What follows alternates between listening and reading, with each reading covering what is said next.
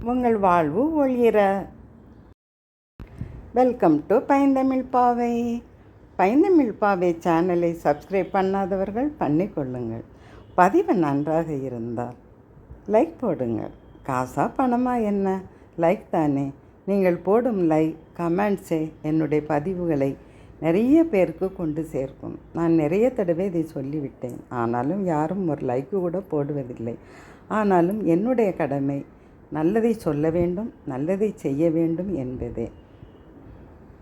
இன்று நான் ஒரு குட்டி கதை சொல்லப் போகின்றேன். மரத்தடியில் புத்தர் அமைதியாக அமர்ந்திருந்தார்.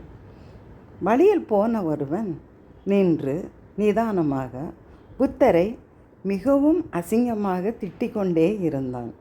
வாயில் வந்ததை எல்லாம், கேட்கக்கூடாத வார்த்தைகளெல்லாம் அவனுடைய வாயிலிருந்து உதிர்ந்து கொண்டே இருந்தது. பக்கத்தில் நின்ற சிஷ்யர் அப்படியே திகைத்து நின்றார். அவனுக்கு வாய் வலித்ததோ என்னவோ கொஞ்ச நேரத்தில் சென்று விட்டான். கொஞ்ச நேரம் கழித்து புத்தர் கண் விழித்து பார்த்தார். அப்போது இந்த சிஷ்யருக்கு தாங்கவே முடியவில்லை.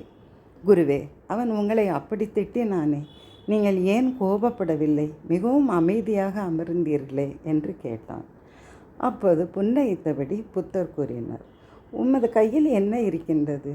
பாத்திரம் இருக்கின்றது. இந்த பாத்திரம் உமது கையில் இருக்கும் வரை அது உமக்கு சொந்தமானது இல்லையா? ஆமாம் குருவே.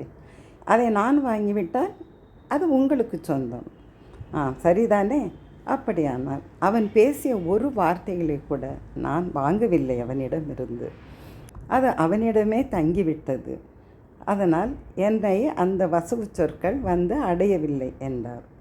சிஷ்யருக்கு உண்மை புரிந்தது. இந்த கதை நமக்கும் பாடம் புகட்டுகின்றது. நம்மை பற்றியும் சிலர் இல்லாததையெல்லாம் பேசலாம், நம்மளை அவமானப்படுத்தலாம். அதையெல்லாம் நம்ம காதுக்கே நாம் கொண்டு செல்லக்கூடாது. அதையெல்லாம் புறந்தள்ளிவிட்டு நமது பாதையில் நாம் நடை போடுவோம். நம்மை பற்றி நமக்கு தெரிந்தால் போதும். பிறர் நம்மை பற்றி என்ன பேசினால் நமக்கு என்ன? மற்றவர்கள் பேசும் அவதூறுகளை கேட்டு நாம் ஏன் மனம் வருந்த வேண்டும்? அதை நம் காதிலே வாங்க வேண்டாம். அதை நம் இதயத்தின் பக்கத்திலேயே கொண்டு செல்ல வேண்டாம். எப்போதும் நாம் சிரித்து கொண்டே மகிழ்ச்சியாக நமது கடமையை செய்து கொண்டே இருப்போம். அதுதான் நமக்கும் நல்லது, நமது உள்ளத்துக்கும் நல்லது, நமது உடலுக்கும் நல்லது. நல்லதை சொல்வோம், நல்லதை செல்வோம். கவிஞர் தமிழ் மகள் லலிதா.